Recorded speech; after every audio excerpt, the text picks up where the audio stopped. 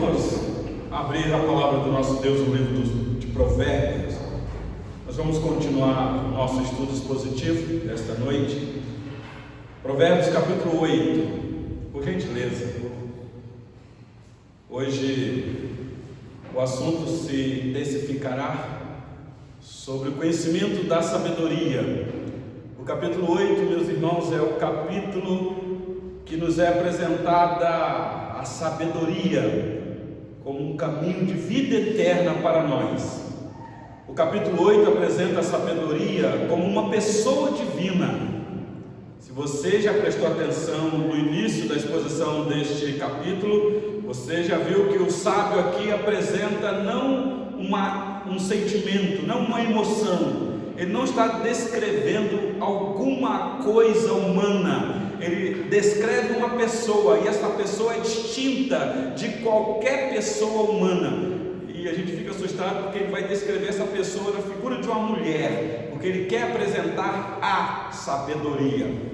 Então, a sabedoria surge aqui como uma pessoa divina, chamando, clamando as pessoas, para que as pessoas pudessem aprender o temor a Deus, ao Eterno, e ter vida e vida eterna.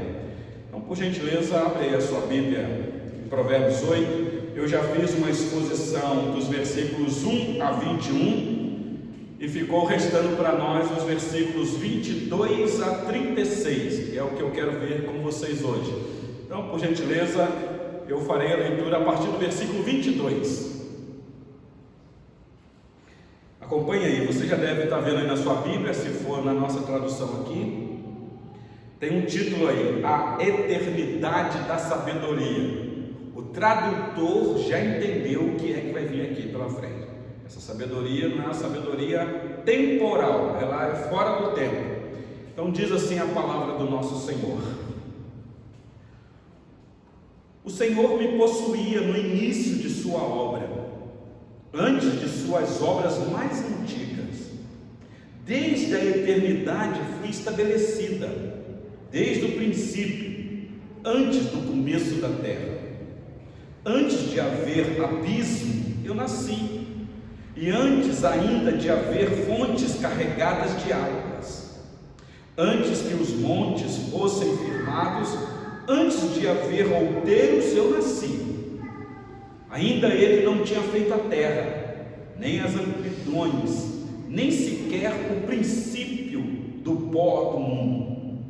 Quando ele preparava os céus, aí estava eu. Quando traçava o horizonte sobre a face do abismo, quando firmava as nuvens de cima, quando estabelecia as fontes do abismo, quando fixava ao mar o seu limite, para que as águas não traspassassem os seus limites, quando compunha os fundamentos da terra, então eu estava com ele e era seu arquiteto. Dia após dia eu era as suas delícias, folgando perante ele todo o tempo, regozijando-me no seu mundo habitável e achando as minhas delícias com os filhos dos homens. Agora, pois, filhos, ouvi-me, porque felizes serão os que guardarem os meus caminhos. Ouvi o ensino, sede sábios e não rejeiteis. Feliz o homem que me dá ouvidos, velando dia a dia as minhas portas, esperando as ombreiras da minha entrada. Porque o que me acha a vida e alcança o favor do Senhor. Mas o que peca contra mim violenta a própria alma. Todos os que me aborrecem amam a morte. Até aqui, meus irmãos, a leitura da palavra do nosso Deus. Vocês sabem que o livro de Provérbios é um livro de instrução para nós, como povo de Deus. O livro de Provérbios trata do nosso relacionamento com Deus, mas um relacionamento bem humano, porque o relacionamento correto com Deus vai implicar no relacionamento correto com o ser humano. A regra é esta: primeiro eu tenho que ter um bom relacionamento com Deus, porque assim eu terei um bom relacionamento com os homens, com o meu próximo. Eu não posso amar o meu próximo primeiro antes de amar a Deus. O mandamento é amar o Senhor sobre todas as coisas e o teu próximo como a ti mesmo. Então o livro de Provérbios tem essa tônica, nos instrui num bom relacionamento com o próximo. O livro dos Salmos é um pouco diferente, também nos instrui num bom relacionamento com o próximo, mas a máxima do livro dos Salmos é o nosso relacionamento com Deus, nossa intimidade, como orar, como louvar, como exaltar o Eterno. O Provérbios, o pai o tempo todo está dizendo: meu filho, ouça isso aqui, porque isso daqui é para você aprender a andar no caminho, a conviver, a você respeitar o próximo, a você saber como se relacionar com o próximo. Por exemplo, capítulo 6, o pai está instruindo o filho: meu filho, cuidado para você não ser fiador de alguém. Leia lá. Depois ele diz: meu filho, cuidado com o preguiçoso, em você andar com gente que não quer nada com nada. Depois ele vai dizer: meu filho, cuidado, porque existem homens perversos, Belial, homem vil. Então ele está instruindo o filho. São instruções. A máxima do livro de Provérbios é o pai falando para o filho: meu filho, eu preciso te ensinar no caminho que você deve andar. Não é assim que nós tomamos o livro de Provérbios, quando nós queremos ensinar os nossos filhos? Nós logo vamos para Provérbios 22:6. Ensina o menino no caminho que se deve andar, que quando crescer ele não se desviará. Então a gente sabe disso, que nós devemos ensinar o nosso filho no caminho. O caminho, claro, que é o caminho do eterno, mas para o nosso filho ser um bom cidadão neste mundo. E isso vai redundar em glória e louvor ao Senhor.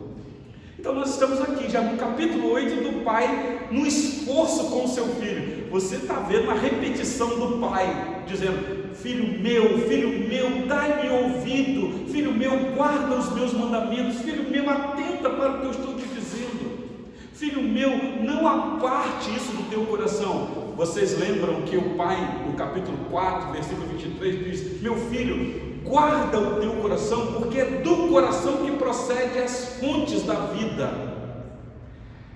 Então há uma insistência aqui deste pai amoroso para com o seu filho. E o capítulo 8 é o pai dizendo: meu filho, eu já te instruí do perigo desse mundo, da sedução que o pecado traz. Todos nós estamos fadados a cair no laço dessa sedução. Então tome cuidado, meu filho, porque papai está falando com você por experiência. Eu já disse para vocês aqui que o capítulo 7 de Provérbios, para mim, é Salomão descrevendo a experiência que ele teve com mulheres que não valiam nada, mulheres adoradoras de outros deuses. Se foi um fracassado nessa área, agora ele fala: meu filho, tome cuidado, porque existe um perigo de você andar em certos lugares, a sedução está lá, ela vai te seduzir, porque ela quer te beijar, depois que ela te beijar, ela vai te levar para dentro da casa dela, e deixa eu te falar, meu filho, a cama dela tem uma colcha com essas cores, lá dentro do quarto dela tem esses detalhes. Ele fala quase que como uma experiência pessoal, alertando o seu filho. E agora no capítulo 8, o sábio usado por Deus vai apresentar a sabedoria que pode livrar o filho desse caminho mau.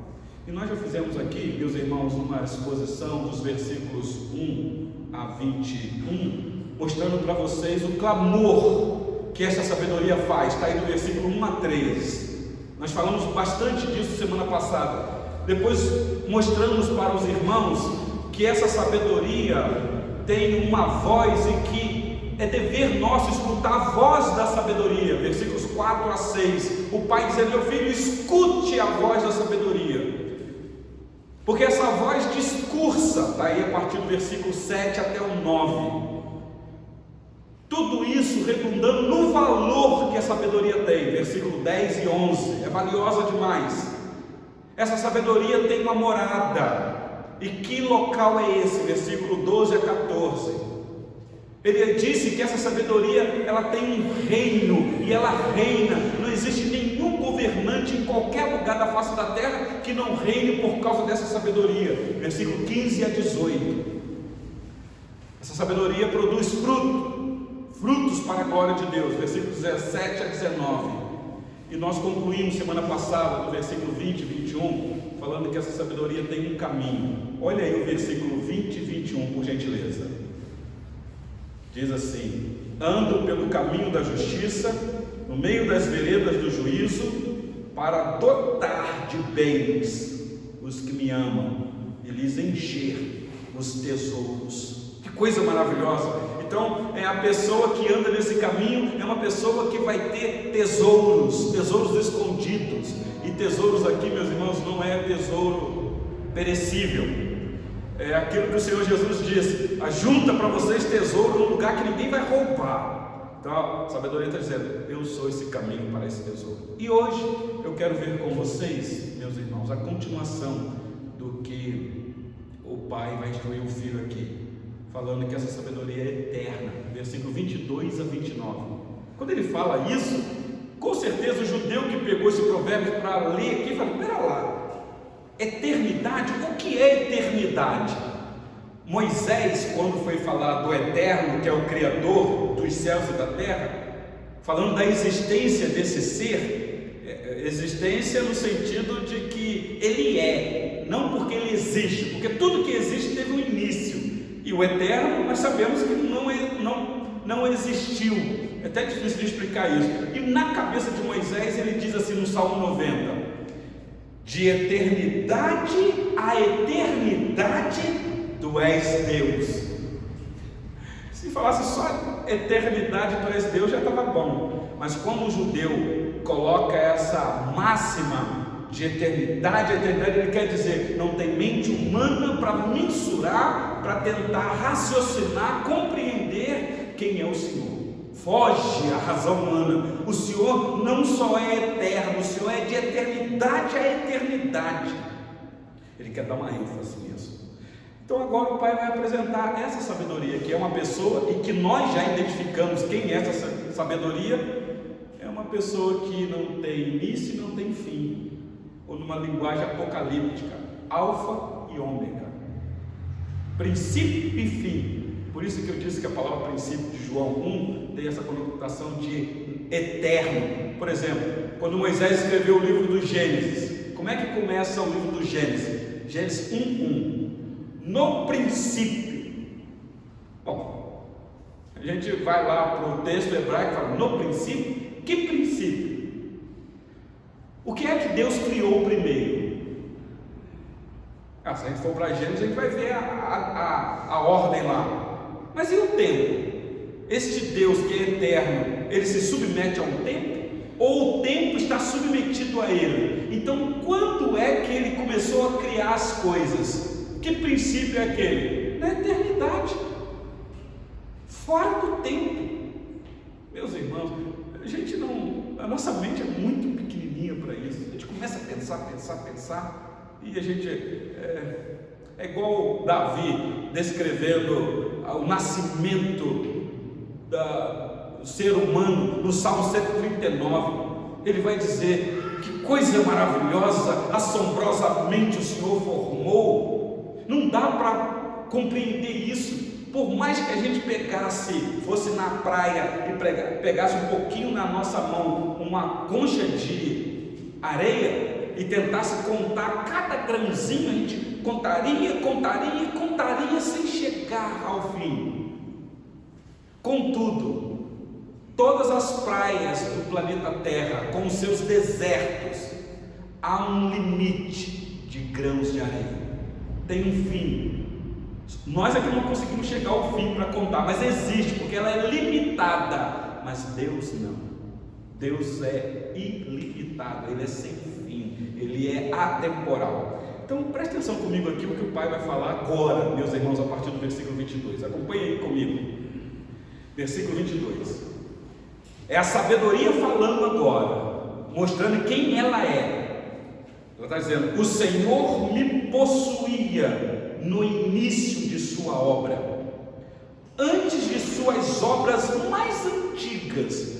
Então pensa aí, o Senhor aqui é o Senhor Criador dos céus e da terra, o Yahvé, ou Javé.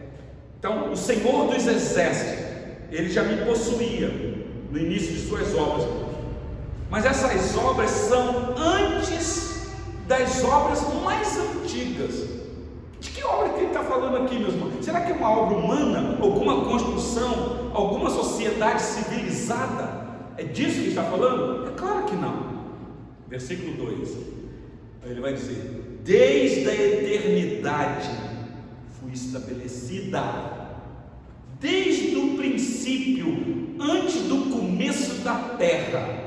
E aqui é que a nossa mente foge um pouquinho à lógica, porque Moisés nos informa dizendo que a terra era sem forma e vazia. Bom, se ele falasse que a terra era vazia, dava para eu entender, mas sem forma.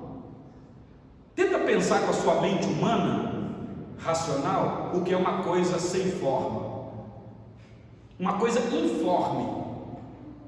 Pensa aí, alguma coisa.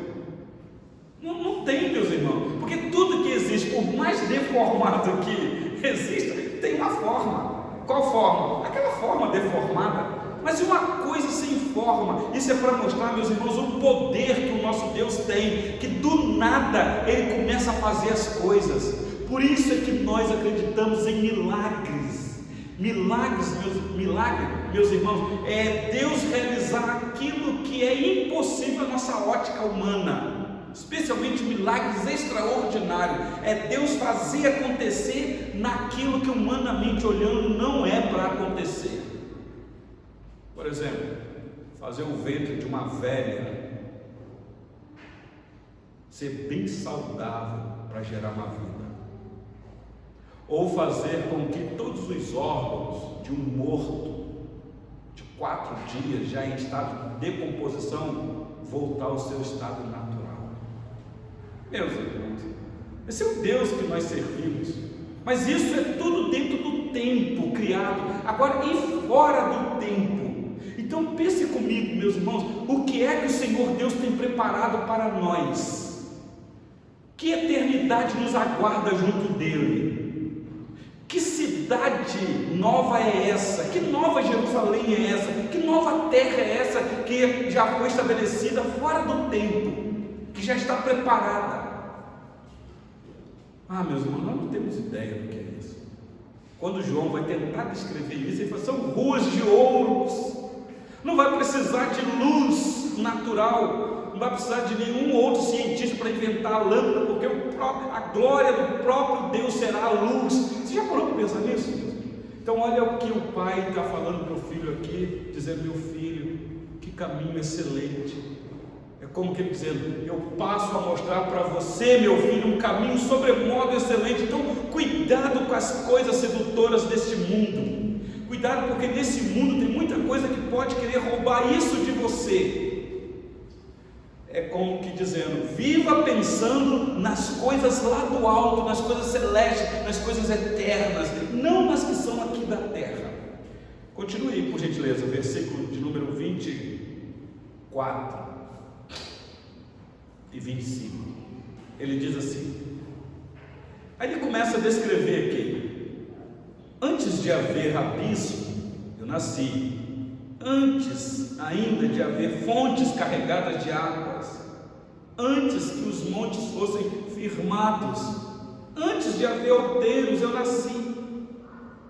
Antes, ainda ele não tinha feito a terra, nem as amplidões, nem sequer o princípio do pó do mundo.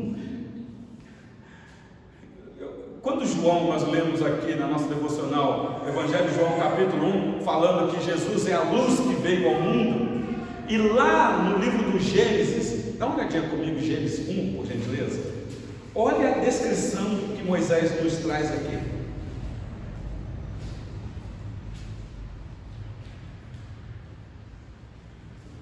Gênesis 1, versículo 1, 2 e 3. Diz assim: acharam? No princípio criou Deus os céus e a terra. A terra, porém, estava sem forma e vazia, havia trevas sobre a face do abismo, e o Espírito de Deus pairava sobre as águas. Disse Deus: haja luz, pergunta que eu faço é: o que é que Deus criou primeiro aqui? Se havia trevas sobre o abismo, meus irmãos, quem é que criou as trevas? Segundo o profeta Isaías, Deus. Eu crio as trevas e faço a luz. Está comigo. Então, pensa o que é que veio primeiro. Fica imaginando a luz, aquilo, trevas e a luz radiando, de repente lampejos e a luz dominando tudo, e de repente houve luz. A palavra houve luz aqui é que a luz prevaleceu. E é assim mesmo, meus irmãos, até hoje. Quando Thomas Edison inventou a lâmpada, trazendo para nós essa bênção aí de claridade, nós estamos aqui num horário que, se desligar todas as lâmpadas, é um breu danado. É interessante que você liga a luz ou a lâmpada, as trevas se dissipam. Então pensa comigo o que Moisés está informando aqui. Havia trevas, e as trevas criadas pelo próprio Deus, propósito do Senhor. Por que é que ele criou as trevas? Se nós chegarmos na eternidade, se Deus quiser, você pergunta para ele, que talvez ele explique, porque eu não sei. Propósito dele, só sei que com aquela palavra, o verbo, a palavra, o logos de Deus, haja luz, e a luz prevaleceu, e houve luz. E o apóstolo João, me parece que quer dar uma interpretação do que Moisés disse quando começa o evangelho dele. Marcos, Lucas e Mateus começam o evangelho totalmente diferente, mostrando quem é o Senhor Jesus na perspectiva da genealogia dele, dos seus familiares, apresentando aquele homem para o seu público, que era um homem de família, um homem simples, um homem comum, como qualquer outro que tinha uma família. Mas o apóstolo João não, ele quer começar dizendo: olha, no princípio, como é que foi lá? João 1, abre aí por gentileza novamente. Ele diz assim, João 1: no princípio era o verbo, haja luz, a palavra, e o verbo estava com Deus. E aí ficou claro para nós, ok, o verbo estava com Deus porque Deus é que estava falando, mas o verbo era Deus. Ao mesmo tempo que o apóstolo apresenta para a gente duas situações diferentes, distintas, em seguida ele une isso. Ele diz, mas as duas era uma só, a mesma, porque o verbo era Deus, e ele estava lá no princípio. Então, voltando para Provérbios 8, olha o que está na mente do sábio aqui, meus irmãos. O sábio, entendido disso tudo, ele apresentando aqui quem é a sabedoria.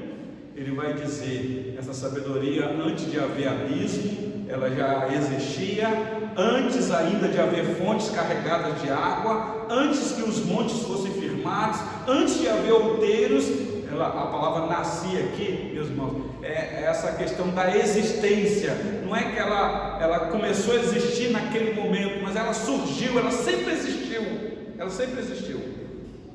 Por isso que no versículo 23 ele diz, ainda ele não tinha feito a terra, as amplidões, nem sequer o princípio do pó do mundo.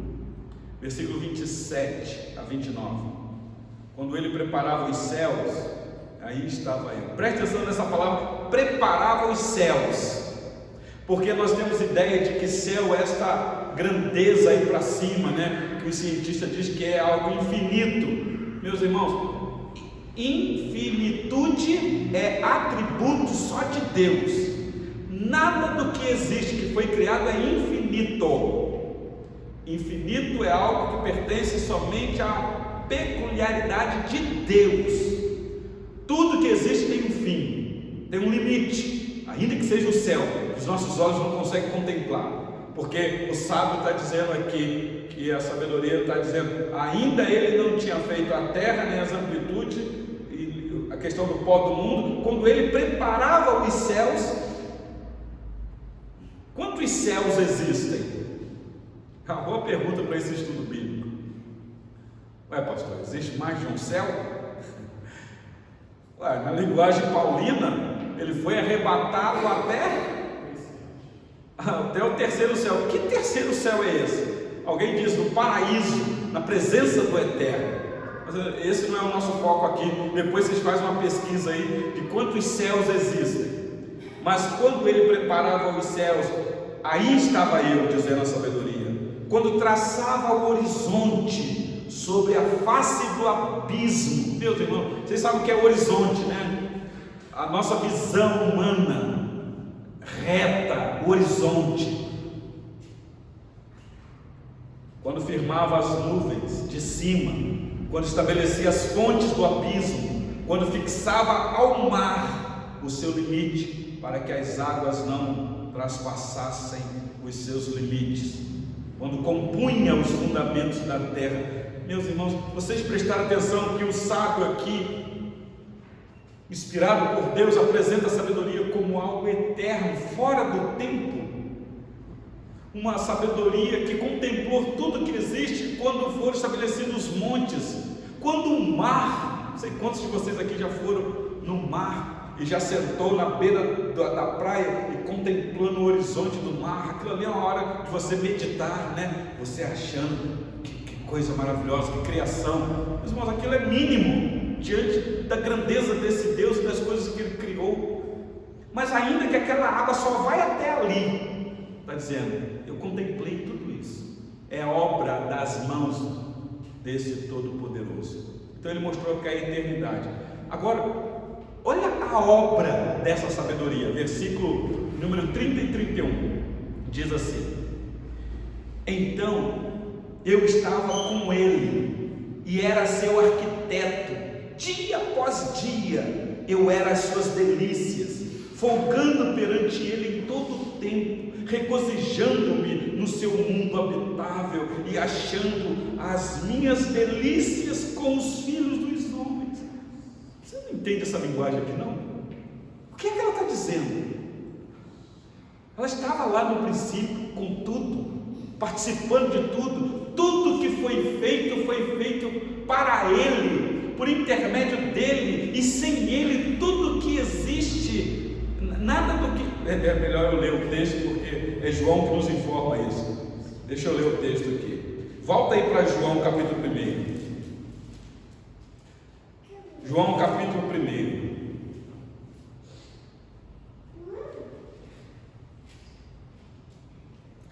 Eu estou tentando achar esse texto aqui para ler com vocês. Quando diz nada do que, sem Ele, nada do que existe foi feito. Não é para a gente falar, é a citação lá de Provérbios. Ele cita Apocalipse lá para falar desta obra. João 1:3.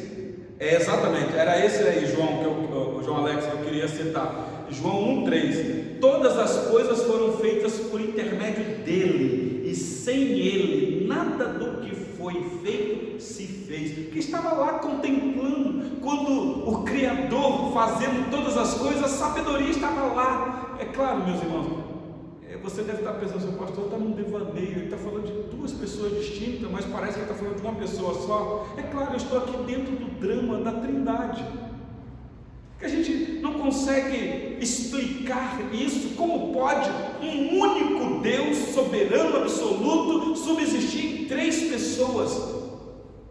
Três pessoas com a mesma glória, com a mesma honra, com o mesmo louvor, com o mesmo poder, de maneira que o Pai não é o Filho não é o Pai, e o Espírito Santo não é o Filho e o Pai, mas os três, de maneira misteriosa, é a mesma pessoa, distinta. Pastor, me explica a Trindade. Eu não posso explicar o inexplicável. Eu posso te apresentar texto que fala sobre isso, e aí você me explica o que o texto está querendo dizer. Como é que pode três coisas ser a mesma coisa? Estou usando a palavra coisa num termo humano. Você fala, pastor, isso é loucura, isso é esquizofrenia. Então pera lá. A Sara, minha filha, está aqui hoje, e eu acho que já falei isso em outras oportunidades, vou repetir. Sara, quando tinha 7 anos, e na congregação que nós participávamos, uma vez na escola bíblica sobre trindade para criança. Se adulto não entende, pensa criança. E ela chegou em casa e perguntou: pai, como é que eu entendo a trindade? São 3 deuses? Não sei se a Sara vai lembrar, não deve lembrar, não, mas são 7 anos. Eu falei: meu Deus, como é que eu vou explicar isso para essa menina? Aí eu lembrei de uma figura que eu vi uma professora da escola dominical falando. É bem rasinho, mas para criança acho que vale. E a Sara até hoje gosta de ovo. Eu falei para ela: minha filha, você sabe o que é ovo? Eu sei, pai. Eu falei: pois é, então pega lá o ovo. Ela pegou. Lógico que eu não quebrei o ovo para ela não estragar, mas eu falei assim: minha filha, aqui é ovo, mas está vendo aqui por fora? Tem casca, não tem? Tem. Por dentro nós temos a clara e a gema. Então nós temos 3 substâncias aqui, mas tudo é ovo. Mas não ficou muito bom a explicação, não, porque senão pode na cabeça da criança achar que Deus é um ovo, e não é isso. Aí eu fui para... Sim, pode falar. Dentro desse conhecimento aí, é um atributo. Sim, exatamente, meu irmão. Aí Tudo dele tem vida. Eu fui para a água. Água, sabe o que é água, minha filha? Sei, pois é. E quando você começar a estudar, e agora ela já é formada em pedagogia, ela sabe muito bem disso. Quais são os estados que a água compõe, meus irmãos? Líquido. Isso, exatamente. Mas tudo é água. Água, não tem como você desassociar a água líquida da água, a água sólida da água, a água gasosa da água. É água. Então não tem como você desassociar o Pai do Filho, o Filho do Pai e o Espírito Santo do Pai e do Filho, de maneira que eles são distintos na sua função. Mas nós estamos falando de um único ser todo-poderoso. Não é um Deus com 3 cabeças como alguns aí nos rotulam.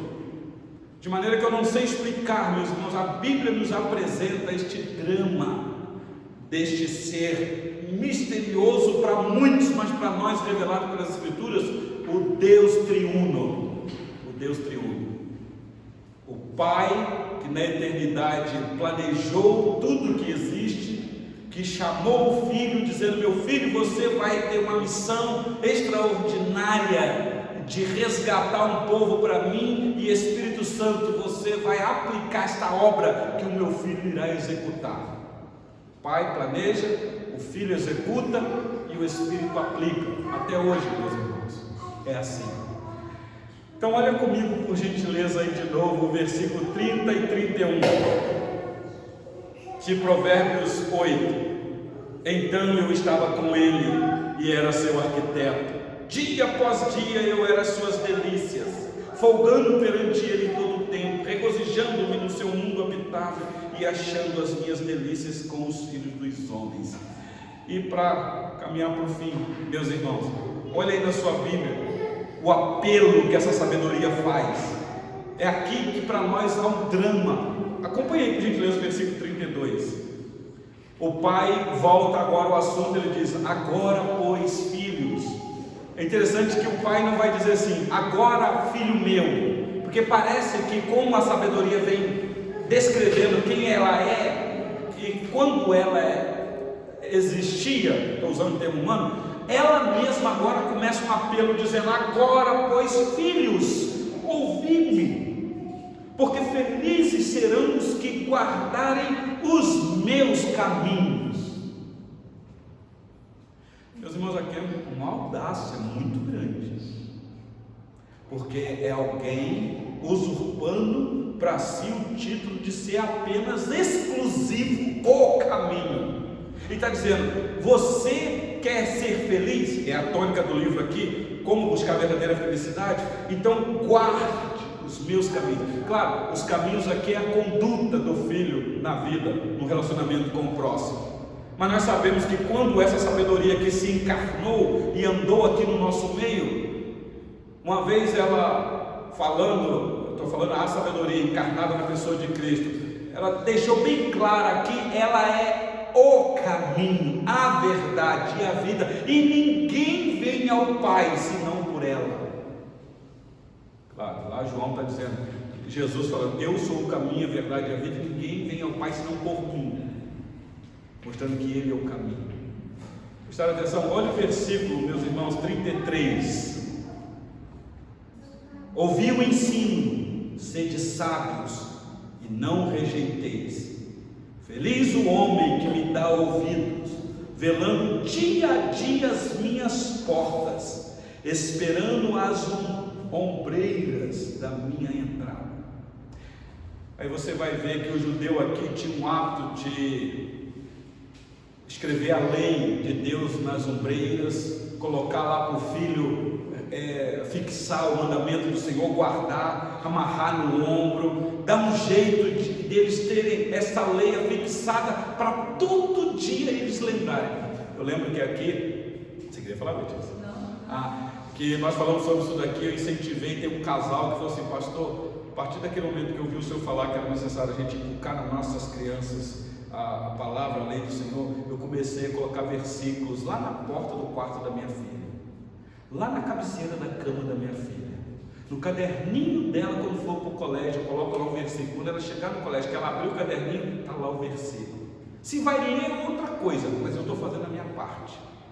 Vocês devem lembrar que quando o povo estava lá no cativeiro, na última praga, o Senhor Deus falou com Moisés: Moisés, avisa o povo para ficar dentro de casa, porque na ombreira das portas eu vou afixar algo que é vida para alguns e morte para outros. Deixa eu falar uma coisa para vocês, meus irmãos. O sábio aqui, amando de Deus, descrevendo aqui a sabedoria, trazendo um grande apelo, está dizendo: olha, ouvi esse ensinamento e sede sábios e não rejeiteis, porque esta mesma palavra que é de vida para alguns é de morte para outros. Então, meu filho, feliz é aquele que dá ouvido, velando dia a dia as minhas portas, versículo 34, esperando as ombreiras da minha entrada. E agora vem tudo isso daqui, no finalzinho vem uma promessa. Louvado seja Deus pela promessa. Meus irmãos, uma vez eu disse aqui para vocês que na Bíblia o Senhor Deus deixou para o seu povo mais de 8.000 promessas. Temos muitas promessas. Por isso, hoje, tendo as Escrituras nas mãos, eu não preciso de alguém vir com uma nova revelação dizendo que Deus tem uma promessa para mim. Se você quiser me dizer que Deus tem uma promessa para mim, me lembre qual é o texto, qual é o capítulo e o versículo, porque aqui neste livro já temos promessas de Deus. Olha os versículos 35 e 36, meus irmãos, as promessas aqui, por gentileza. Porque o que me acha a vida. Isso aqui é muito significativo. Ele está falando da sabedoria. Quem me achar, achou a vida, achou o bem mais precioso. É como você achou um tesouro escondido num terreno. O Senhor Jesus uma vez contou isso. E você descobriu aquele tesouro, então você faz de tudo para adquirir aquela propriedade, porque ali tem um tesouro. Você vende tudo que você tem e adquire aquela propriedade. Ele está dizendo isso. Porque o que me acha a vida. Semana passada eu concluí o estudo aqui, talvez chocando alguns.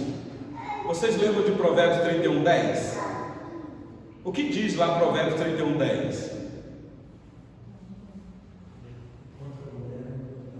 Que mulher é aquela? Eu sempre bato nessa tecla.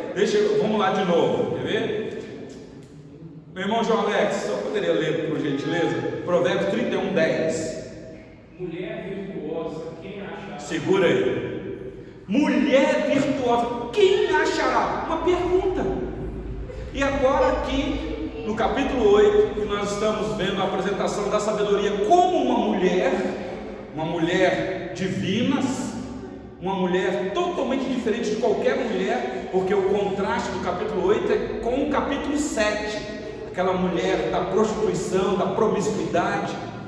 Mas essa mulher do capítulo 8, quem é ela? Se nós estamos interpretando certo, Cristo. Então, no Provérbios 8:35 está dizendo: porque o que me acha a vida. Provérbios 31, mulher virtuosa, quem a achará? Pode continuar lendo, meu irmão Jolé, no final. O seu valor em muito ultrapassa os demais fitas de joias. Pois excede. Que mulher é essa? Meus irmãos, que mulher maravilhosa é essa do capítulo 31, que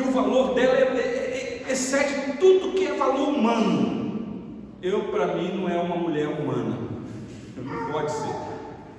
Por mais que nós amamos as nossas queridas irmãs, e vocês são valiosíssimas demais. Minha esposa hoje está aqui. Bota valiosíssima nisso, é a minha. Virtuosa. Mas o Provérbio 31 não está falando de esposa. Está falando dessa sabedoria, que quem acha a vida. Volta lá para Provérbios 35, 8:35, por gentileza. Porque o que me acha a vida e alcança favor do Senhor. Eu poderia ler o que Paulo disse aqui em Colossenses 2, de 2 a 3. Tão claro lá, dizendo que todos os tesouros da sabedoria estão ocultos nessa pessoa bendita, que é o Senhor Jesus. Mas é claro que isso daqui também pode ser aplicado, meus irmãos, a uma mulher humana. Claro que pode. Por quê? Porque a mulher humana, especialmente a casada, retrata a igreja, que Cristo como marido se deu por ela. Por isso é que a igreja tem que se submeter ao seu marido, ao seu noivo, que é Jesus. E aí Paulo vai interpretar isso de uma maneira tão maravilhosa, quando ele vai falar do relacionamento do marido e da esposa, trazendo esta analogia de Cristo e a igreja. Quando Paulo fala isso, ele fala assim: olha, grande é esse mistério, mas eu me refiro a Cristo e a igreja. Então, claro que Provérbio 31 pode ser aplicado à esposa, claro que pode, mas é para mostrar para você, ó querida esposa, o padrão da mulher virtuosa que é muito alto. Então você tem que atingir esse padrão, não tem um outro alvo menor para você atingir, a não ser esse daqui. Então, por que é que eu estou dizendo isso? Dá uma olhadinha no capítulo 18, versículo 22. Olha a alegria do marido aqui, quer ver? Provérbio 18, 22.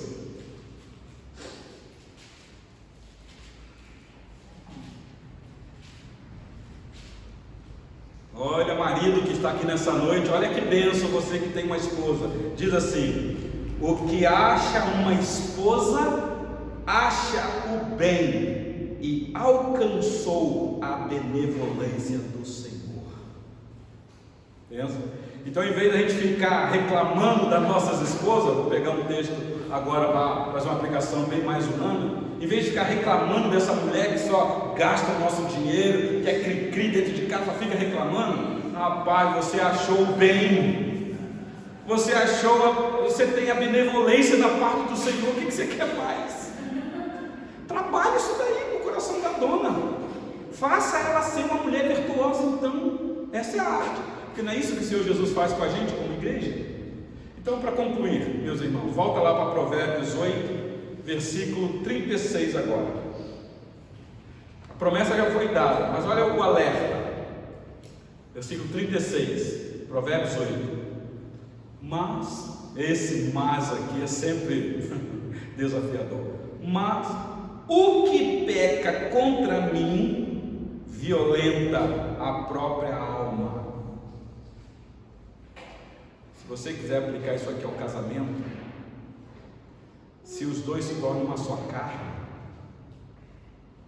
o que peca contra, ele está falando da sabedoria, violenta a própria alma. A alma fica perturbada. Todos os que me aborrecem amam a morte. Claro, porque se essa sabedoria aqui é vida, quem rejeita a vida, o que ela está dizendo?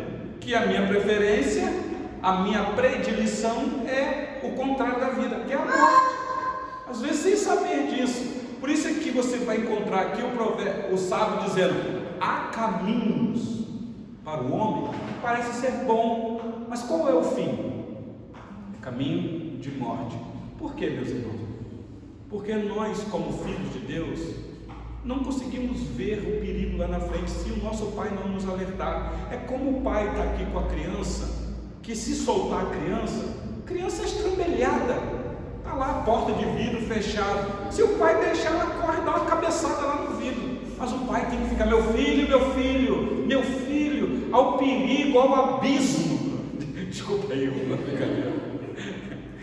estou contando isso aqui que semana passada deu uma cabeçada no vidro lá na porta. Então, meus irmãos, aqui é um grande alerta para nós. E eu concluo então. Vocês perceberam aqui o alerta que o pai traz para o filho? Meu filho, cuidado para você não pecar contra a sabedoria. Porque se você pecar contra a sabedoria, e olha que eu estou te avisando, é como que o pai dizendo: aqui a sabedoria está propondo a vida e a morte, a bênção e a maldição. Escolhe a vida, escolhe a bênção. É o que está por detrás aqui. Depende de você, meu filho. Por isso é que eu estou te falando. Meu filho, eu te apresento esse caminho porque é o único caminho. Então, cuidado para você não violar a sua própria alma. Porque quem aborrece a sabedoria ama a morte, como está aqui. E o que tudo isso daqui, meus irmãos, tem a ver com a gente. Aqui é uma instrução do pai para o filho, lá no passado. E quais as instruções para nós aqui?